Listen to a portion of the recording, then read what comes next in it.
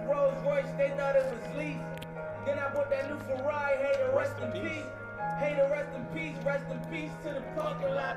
Phantom so big, can't even fit in the parking spot. You ain't talking about my, then what you talking about? That's right in the light. Can you give me the countdown? I can't see that. What is going on, everybody? Welcome into another edition of Trust the Process Live. And for the first time in what seems like an eternity, the Eagles could not overcome the odds, dropping last night's game 20-14 to the New Orleans Saints. And to mourn the loss, as E.T.'s very happy, to mourn the loss of the 2018 season, we welcome to the table is morning. What do you NBC mean Sports this morning? Philadelphia host, anchor, reporter, he does it all, Mr. Danny Pommell. Thank you. Danny, I appreciate it. Thanks for having me. Thank you. I'm going to be here. Thank you. So we're going to get right into it. Danny, what are your takeaways from the game? I'm a little sad, man. I came here to try to process my feelings. And E.T., chill, man. Hey, go ahead. Ready to come at my neck. But, you know, they covered the spread, though. Can we get that out there? True. Let's get that out there. It was eight-point dogs, 8-point dogs, and they covered the spread. But, you know, it's just the little mistakes. They go up 14-0. You see the momentum building. They stop them on a 3-and-out. You know, at one point, it was the Eagles had 155 total yards to 0 for the Saints. That first quarter was trending towards like a blowout. Think about the momentum they were building. I thought it was like another Vikings game, the way it was shaping up. But and then Foles throws the interception, and that just turns the whole thing around. So I'm still disappointed, a little bummed out. I'm trying to process my feelings, though. So hopefully y'all can help me get through. Oh, yeah, I'm going to help. That's what we're here for. What do you have to say, E.T.? Let's go. let's hear it. Listen, there's a series of critical mistakes in the game. Number one, where did the aggressiveness go? Because On which side of the ball? well, Which side of the ball? What side of the ball you want to talk about first? So Jim Schwartz goes from man-to-man press coverage, getting in the guy's grills, sitting back in this soft zone. There wasn't much press coverage, though. And that's my point. Michael Thomas was doing whatever shot. he wanted. Yeah. And the point I'm making is, when you've got a team with your foot on their throat, that's not the time to get lax. We've seen too many times guys go into a prevent defense. And you can see the Saints were rusty, too. And there it is. They were rusty, That's man. where you jump out. And then people question, well, you know, 3rd and 1, you know, 4th and 1, do you go for it or take the 10-yard penalty?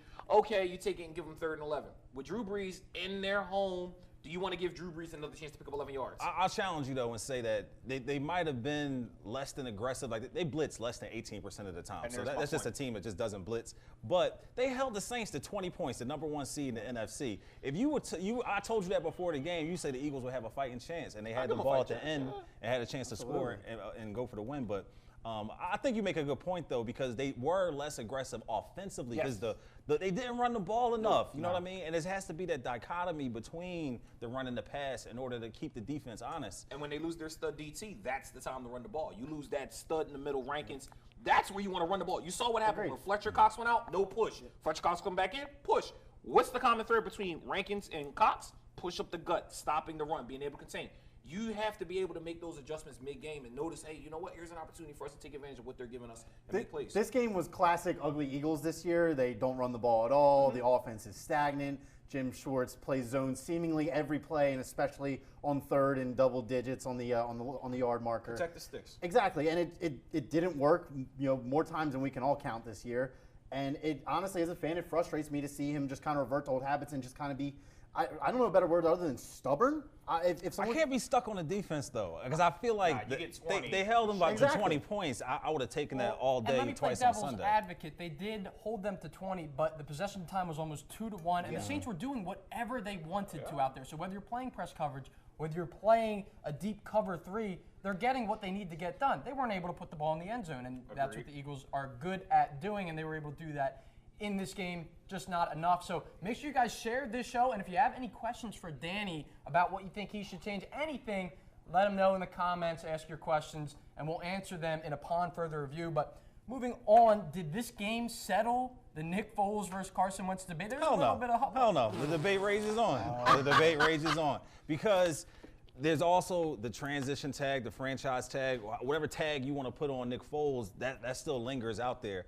The dude has a statue in front of the stadium, and you're just going to let him walk? Yeah. To me, that just boggles my mind. So I would try to figure out a way to keep them both.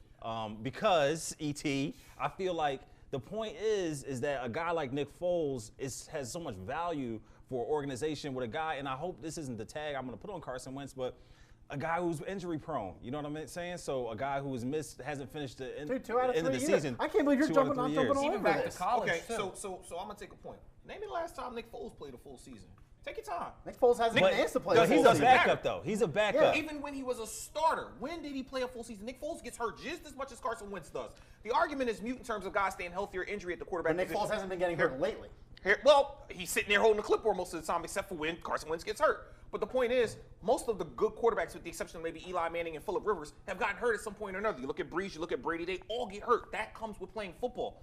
The argument I will make is, who is the guy that the Eagles gave up all the picks for? Because it wasn't Nick Foles. Well, it was Carson Wentz. This is what I'll say, though, but Nick Foles gives you leverage. So you bring him back and possibly send him to a Jacksonville, Arizona, Now, whoever's that we out agree there. with. Yeah, I agree, because Jacksonville will give you a king's ransom for him because they need a quarterback. They have a defense that's playoff ready. and they have some And they disgruntled need a players, boost. Agreed. and Leonard Well, Fournette, do you and maybe agree? Jalen Ramsey. It gives you leverage maybe in even negotiating the contract for Carson Wentz. If you have a guy like Nick Foles, you can kind of go to Wentz's agent and say, look, we have our guy. We can't come That's and a pay tough you game to play. $30 million a year. And That's a then tough Carson game to Wentz play. camp says, okay, Right. who else is going to Well, pass? that's a that, tough that, game that to is play. the other side. And the other side is, you're going to play this game with me. You're going to play chicken. Okay, I'll go out the free agency and get a ton.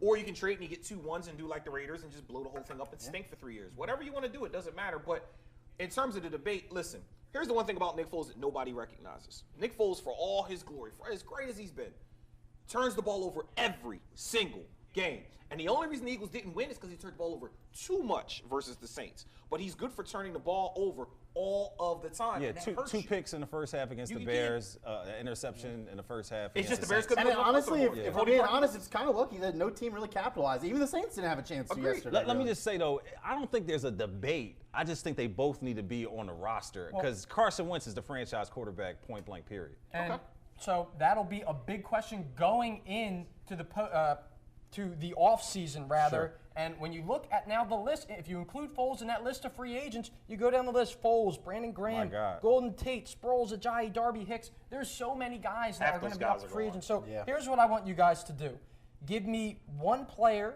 who the Eagles must re-sign, and give me one guy who they must not re-sign. I'm moving on from Jason Peters, and I'm keeping Darren Sproles. I just feel like Sproles has a little bit left in the tank. He got something to prove, and it's nothing like bringing back a veteran player with a chip on their shoulder. And he's a change of pace guy. I mean, you'll probably get him for a small number. You sign him to a 1-year deal. Jason Peters, he's past his prime. He can't finish games. Yeah. They got to figure out something at left tackle, though, because Big V is not the answer. So hopefully they'll Maybe draft Jordan someone. Mailata, maybe. And remember, they got I think at least 10 draft picks in this upcoming have a nice draft. haul this So, year. so they'll be able to retool and shape the roster, but those are my 2 guys. All right. I'm going to say Ronald Darby. I'll take my chances that a guy playing as well as he did before that injury can come back and keep balling out. And I'm going to say Jay Ajayi. Obviously with the trend of running backs just kind of being. That bone on bone bothers me, man. I know that's knee, the main. I was just that going to knee say bothers there's a difference between just regular injuries and then there's the injuries where your bones are going like this all the time, and that just makes me a little uneasy. Keep Sproles. See if if Josh Adams can do anything. Take a shot on someone in the 3rd, 4th round, depending on who's out there. If you like what you see, if you feel like you can get some good value, make it a 3-headed monster again next year. So my answer is a little loaded, and it's only loaded because of who the quarterback may or may not be. So my answer is Golden Tate. But if Carson Wentz is your quarterback, it ain't Golden Tate. For keep? Keep. Okay. I'm just making Because sure. if it's Carson Wentz, you can't keep Golden Tate because he doesn't like throwing it to anybody but Zach Ertz every play. So I think Golden Tate is the guy to keep because what he does is brings the pedigree of your wide receiver corps. You put him and Alshon in the same. Do you feel like they know how to use Golden Tate, though? Foles did. Well, no, you know what? He found him a few times, Correct. but he was not on the field nearly enough for me. No. And on top of that, they ran that little end around with Nelson Aguilar. That's a perfect Golden Tate play. And I don't know why they don't incorporate him in the offense that way on reverses or end arounds or things like that, or get him the ball in space so he can make moves. This is the best yard after catch receiver in the game, and I feel like they don't utilize him the right way. We I agree. agree. I do think, though, that Nelson has more top-end speed than Golden Tate. Guys, that's 2 agreements, me and E.T. 2. I'll let you know it's a record. We need to get T-shirts made with It's you a two good thing on we them. have this Share if you recorded, want 'cause it more. might not ever Share if happen. you want more agreements. Share if you want more agreements. Yeah, absolutely, Ben. So we got a little ahead of ourselves. We're going to jump a little bit back here, and you let me know, Danny, what is the best or worst? What moment of last year, what sticks out the most to you? What singular moment? Singular moment that sticks out the most for me, probably Zach Ertz. breaking the receptions record. Didn't make the Pro Bowl for some reason, and that Or was really All-Pro. weird. Or All-Pro. All-Pro, so that was strange. But so many, you're funny. So many naysayers and negative stigma surrounding him, considering what he had done in years past. But he's finally come into his own and definitely looks like the prototype that we expect. So, but worst has to be the comeback the Titans made, and losing to the Cowboys twice. Those are the two things. And that the I worst said. part about all that is Yeah. that you didn't even mention the fact that we blew a 17-point fourth quarter lead at home to the Panthers. Yeah. I was going to talk about that one too. I'll Yeah. take that. I mean, y'all are 'cause- taking all of 'cause my. I think Cam's underrated. No, I'm not letting you I'll sound take happy when Cam. you But get the to say this. Titans, the Titans, No. yeah, the Titans come Marcus back and get you in Mariota. overtime. Oh. I think Cam's underrated. And I think he was voted that by the players as Agreed. the most underrated quarterback in the league. So those are my things. But Yeah, I mean, I think the word I can't choose between. I don't want to choose between Tennessee and Carolina. Both those games, just looking back, like even one of those games would have won us the division. Who cares? I mean, I don't want to say who cares about and you're losing to talking the about a Cowboys whole twice. different matchup in Exactly. the postseason. But you can do that game with every team. But I would be hard pressed to find two teams with two worse, just pure worse losses this year than the Eagles with Carolina and the Eagles with Tennessee. And for my best moment, I'm going to say it was just that pure moment of euphoria when the Eagles go to LA and win in week 14 or 15. And Turn it everyone into a just home game, realizes yeah. that Nick Foles is back. And as soon as we won, I went in that game. I just wanted the Rams to beat us down nice and politely, just put me out of my misery for the season. We went in there. We dominated one of the best teams in the league. And as soon as that happened, I said that team that showed up tonight can play with anyone, anywhere. And they almost did for the rest of the season. So my worst moment is going to be the Tampa Bay loss, because that was a game against a team that's absolutely putrid. Of all the teams that they lost to, Tampa Bay was by far, if you look at how they beat finished. the Saints too, though. Of course. And Tampa Bay was good early, though. But what They was were the good reason that early. they got suddenly all bad? It wasn't injuries, because they had the whole team. It's just Ryan Fitzpatrick Empty was the what we thought he Fitzmagic was. supply. And the bottom line is losing a game like that, how they lost, getting beat up and down the field with big play after big play. The guys like, D-Jack and O.J. Howard's just like, okay. The other moment, probably the most euphoric moment for Eagles fans, I'm not an Eagles fan, but from what I heard, was the double doink. I mean, listen, the season should have been over in Chicago. Listen, Cody Parkey got cut from the Eagles or let go from the Eagles for whatever reason. And the reason why he probably won't have a job next year is because of double doinking. And he did it multiple He'll times. have a throughout the year. job. gonna have a job. He'll have a job. Who next on God's year. earth will sign him? He got double money doinked tied to him. 4 Yeah. kicks through the air. He hit the uprights. 4 of them. Yeah. Well, Some 4 guys in don't do one that in their game. entire 4 in one career. game. All I know is that it's He not going to missed be the like Eagles. 12 Yeah. kicks total. It's not going to be the Eagles that sign him. So. Well, yeah. So to wrap up the main event, just really quick, give us how you see the rest of the postseason playing out and who eventually wins. Oh, that's a tough one because I don't want to, my head's saying one thing, my heart is saying another about the Patriots. So my heart is telling me I don't want the Patriots to win. My man. But in my My head, man. it's telling me that you don't How bet do you against, bet against Tom Brady and Bill Belichick? But I'm believing in Patrick Mahomes, bro. There it is. I'm believing in Patrick Mahomes. God believe in the kid. He got some smoke He's with special, him, bro. man. And I feel like there's some mojo brewing. And if I'm going to root for anybody, it'd probably be for the former Eagles head coach Andy Reid. I'm looking forward to this Saints-Rams game, though. That might be a track meet. That's going to be the Super Bowl. Or it might be a blowout, honestly, because with the Rams traveling, I don't know if they have what it takes to survive the dome. But I'm looking forward to, hopefully it's a Chiefs-Saints Super Bowl is what I'm hoping for. Yeah. Okay. Honestly, I think if we just take a step back real quick, the NFL cashed out so hard that they got their best 4 teams in their conference championship games, 4 major quarterbacks. Also, both of these games are rematches from 2 amazing games earlier this year, right? So, like, the NFL is probably loving I don't life. think the right? Rams are the same team, though, man. I don't They either. I don't either. And I think something's different. I think that the Chiefs lost by 4. I think it was in Foxborough early on. They got the revenge game going for them. They are definitely playing better than the Patriots right now. It doesn't mean they're going to win, but they're playing better than the Patriots right now. I'll take the Chiefs at home by probably a little bit larger than I'd say most would think. I'm thinking like 6 points, which isn't a ton, but probably more than most And people would realize say. the Chiefs exercise a lot of demons finally winning at home after yeah. all those I years agree. of losing. I Against agree. the team that So- came back, And- 28 points in that. And famous let's game? not sleep on it. Like the Chiefs defense was very not good 3/4 of the year, and then they became average, which might be good enough for that offense. And on the other side, I agree with you, man. The Rams are they're not the same team. Yeah. They're not.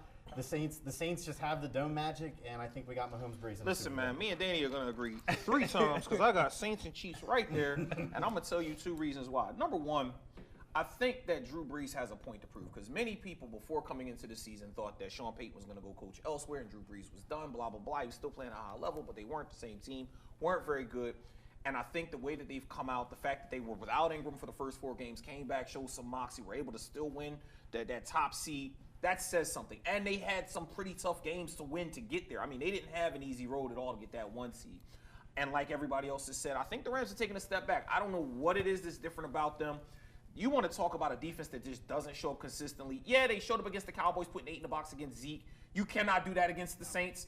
And as much as I love Marcus Peters, he does not look like the same guy that was in Kansas City.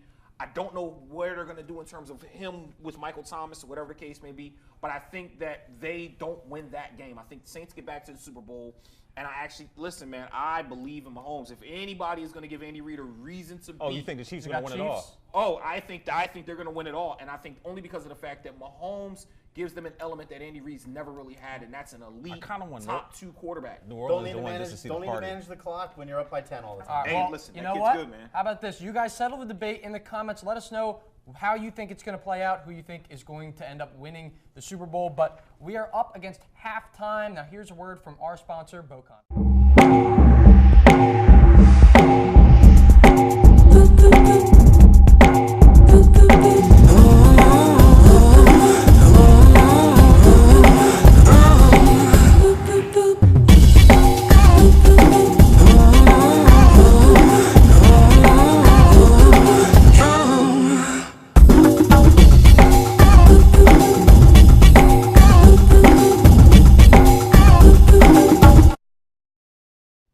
All right, now make sure you go and visit Bow Concept, 1719 Chestnut Street. This month, they're running a 15% off deal on many items in their store. We've been in there for a show. It is some really, really cool furniture. If you've never seen, you got to go in, check it out. And like I said, 15% off. You can't beat that. And that is at 1719 Chestnut Street, Bow Concept. And before we get into some offensive boards, we're going to break it down with our guest, Danny Pommell. Danny, you're going to be hosting an event, the Shining Stars Awards at the V. This is my 3rd year hosting it. It's a thing we do with the March of Dimes, basically. And it really is just we go out and shoot vignettes. We pair each kid. We have 5 kids that we pair with each of the sports teams. And they just have a experience with the sports teams and a player, and they just get all the behind-the-scenes stuff. And it really is just families who benefited from what the March of Dimes does, and they help protect infant babies and things like that, and premature infant babies. And so we have a fundraiser, and we're just going to go and try to raise as much money as possible for the March of Dimes. So if you can, we'll have the website details included here and a link for you to go check it out. So Thursday at V restaurant on Broad Street, I'll be there doing the March of Dimes Shining Star Awards. So come on out and support. Absolutely. That's phenomenal to hear. And Thanks. We're going to head right into some offensive boards. We're going to talk some NBA. It's been a while with all the Eagles playoffs. Finally, basketball. Yeah, right back to basketball. Really? ET's You want to happy. do this right now? Finally? So, question number 1. What's one word to describe Spike Eskin's comments about the Sixers should trade Jimmy Butler? Do we get any music for this? So because I'm a starter of all fires, Oh, boy. arguable. And here's the reason why. There's not been a single team that Jimmy Butler has ever played on as a grown man where he hasn't caused a ruckus in the locker room. And if you're looking at the culture of what the Sixers are trying to build in terms of a team, it's bad enough that they already have a situation with coaching Brett Brown, who I'm not a big fan of, as well as, the situation where you're trying to build a winning habit in the guys that are used to losing. You can't have a guy who comes in and likes to disrupt things. I think that he's a good talent. I just don't know if he's a good talent for the Sixers. And right now, before you give him a 5-year deal with a guy that does miss time every year with injury, I would consider seeing if there's opportunities to move because there were other teams in the mix. Did you need the stick figure nonsense? I had to do. Well, they're arguing. They're arguing. The one is guy's that yelling at what the it other guy. Arguable. Okay, Picasso. I've seen enough There it of is, that. man. Danny, what do you have here? First of all, I want to asterisk. It should be consider trading Jimmy Butler. I think it's smart to consider trading him because you got to explore all your options.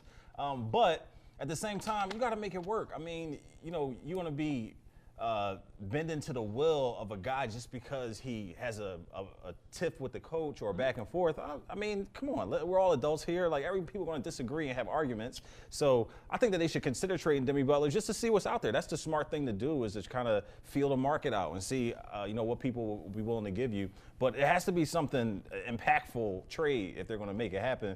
But I would consider trading them, yeah. Before he goes into that, Yeah. real quick, The Sixers gave up Rocco and Sarge.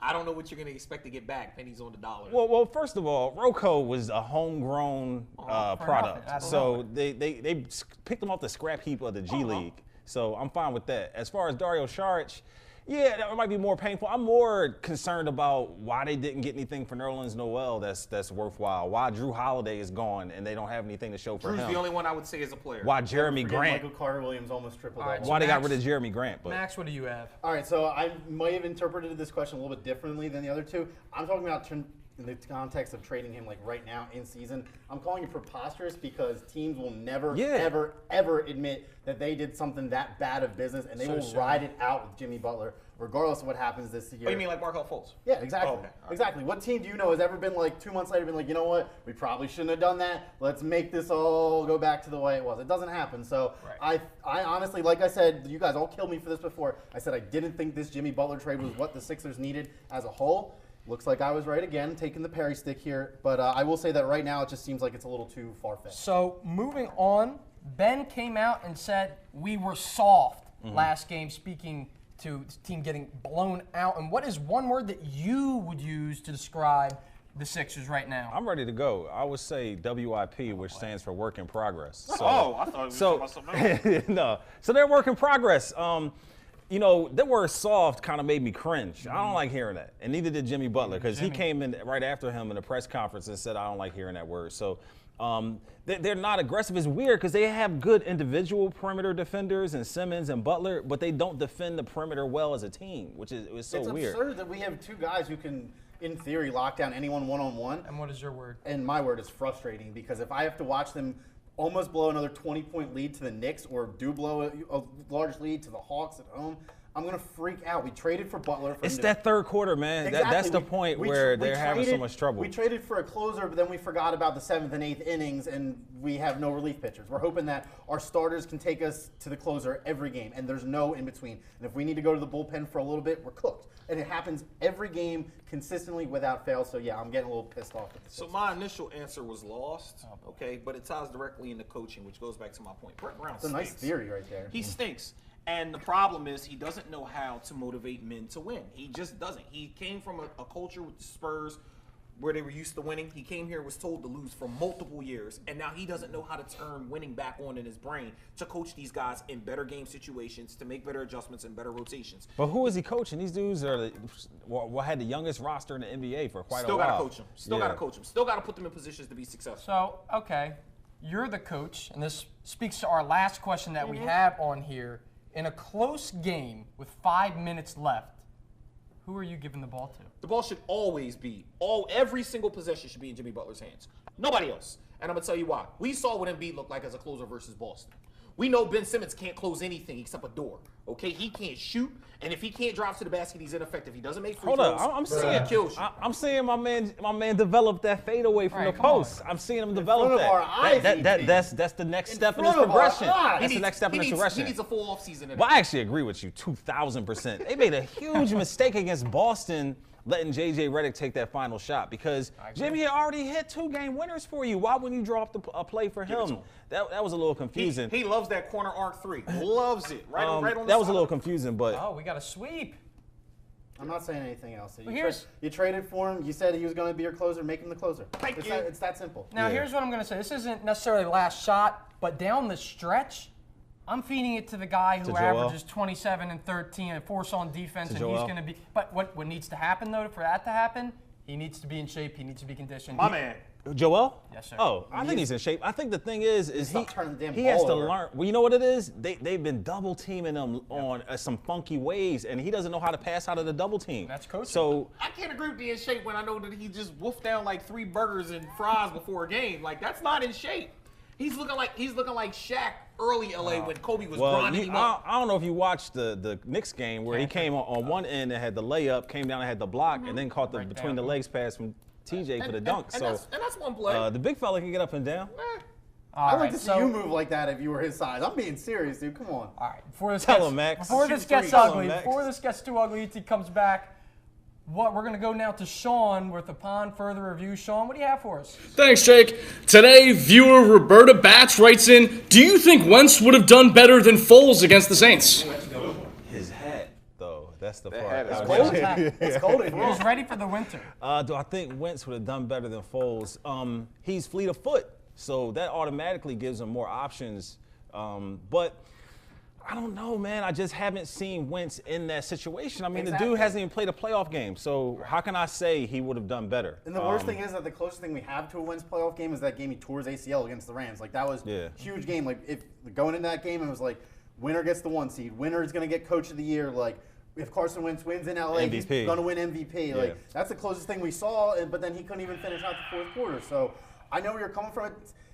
That's a great hypothetical. I would like to say so, but at the same time, like what I saw from Carson Wentz this season, playing through injury or not, it doesn't give me a reason. I wouldn't to say he yes. would be markedly better, but he does have the legs. If you asked me this question last season, I say Wentz hands down would have won the Eagles the game. You asked me what I saw from him staring down Ertz every play, holding the ball too long. Not being the same Wentz he was because, again, he hadn't maybe mentally fully healed from the injury. Sure. I say absolutely not stay with Foles. But the one thing that Wentz does do better than Foles is protect the football. Granted, he does get hit, does fumble, but the bad interceptions, I mean, Foles has had some bad interceptions. Foles throws backup to interceptions, if we're being honest. So make sure that you guys share the show one last time and give us your opinion on who you thought would be better. Sean, you got one more for us. Yeah, quick little thing before we get into our social media question of the week. E.T., Danny, you guys agreed 4 times in 8 topics? It was a 50% batting average on agreements. Anytime, man. He's welcome here anytime. Some things are obvious, man. There it is. Those are Real obvious recognized things. real. What do you want me to say? The longer you spend around him, you'll realize how bad you mess up. And so, Sean, what you said you had the question of the week for us? Yes, we do. Go to our Instagram or our Twitter and give us your response. You can only keep one of these 4 players. Nick Foles, Brandon Graham, Ronald Darby, or Golden Tate. I already answered this Right, earlier. we kinda answered I this. said Darby. If I'm being totally honest, I don't think that Golden Tate's a necessity to keep. I thought the trade was just out of a, let's do something for the fans move. I didn't really think we needed a receiver at the time. I can see them keeping him, but if I'm picking one of those 4, it's Darby clear number 1, and then the other 3 can all fight for second, I guess, because the other 2 are Eagles legends. But if we're talking about being practical moving forward, then it's probably Tate at 2. Right. Y'all need a difference maker. And for me, a difference maker is Golden Tate. That's period, point blank. I mean, Nick Foles, you're not going to see on the field, hopefully, at all. I mean, if Carson Wentz can stay healthy. But the reason why I think we should keep Foles is because Carson Wentz can't stay healthy. So I would say Golden Tate, he's the dude that you brought in that was leading the league in yards after the catch average. So They didn't trade him to swap for 3rd-round picks. They brought him in for a reason. If he played well, there was a likelihood that they might be able to work numbers to keep him. I think it makes sense. Brandon Graham's 30. Foles isn't going to be here. I like Darby, but as good as Darby was, Darby is also very small and has a tendency to get beat up a little bit. So make sure you go to our Twitter and our Instagram, answer that question, and we're going to move right along the tap outs. We'll start with our guest. how do we tap out? Anything that you want, my friend. I want to let everybody know, please do not put pizza in the microwave, okay? It goes in the oven, or maybe you can get a pizza stone or something like that, but putting pizza in the microwave is a sin. And if you know somebody that does that, you need to sit down and have one of those interventions with them. Pizza goes in the oven, get it nice and crispy, the bottom, the cheese nice and melty. Phenomenal. Cheese tastes different when it comes out of that radiation wave. Nobody wants Go that. to E.T., what do you got? So my tap out today is going to be different. Listen, man, I'm going to take my page from Perry.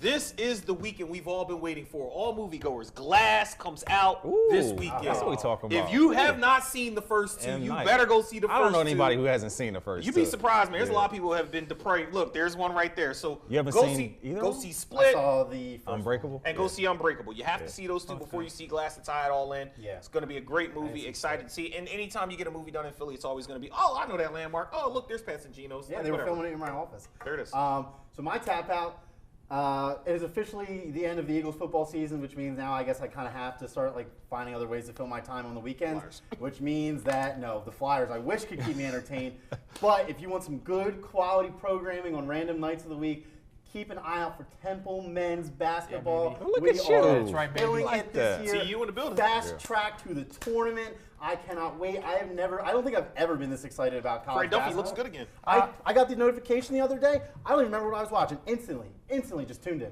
So all I have to say is the parking today totally ticked me off. Philadelphia fixture parking. But that's all that we have here for today. So we're going to end it on. Danny, thank you so much thanks for for having joining us. me, yo. And Much thank love. you guys for Pleasure. tuning into Thank you, My bro. New Much Philly, love, where bro. something's Thank you. always new and Everything is everything always- is always Always Philly. Philly. Shameless self-promotion at the Step end. back, Find me on step back. Instagram and Twitter. Cash. That was cool.